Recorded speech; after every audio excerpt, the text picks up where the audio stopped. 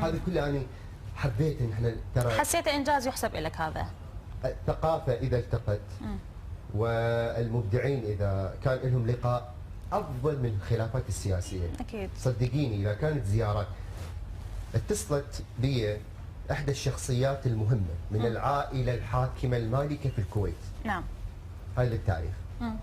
قالوا علي انت معروف في العراق وصدق زيارتي للكويت كان لها اهتمام من الصحف والتلفزيون يتابعون مثل ما يتابعون اي عراقي هنا، اي عراقي يتابعنا هناك يتابعونا يعرفونا.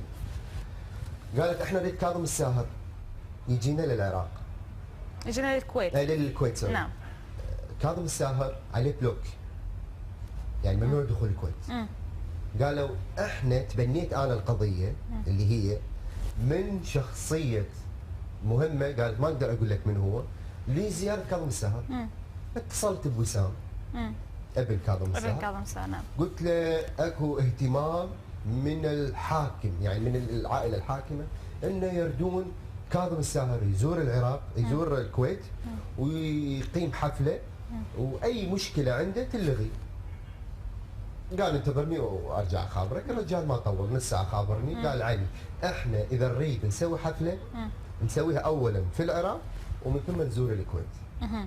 فكنت انا ساعي لهذه الخطوات والاشياء واكو ممثله ان شاء الله عن قريب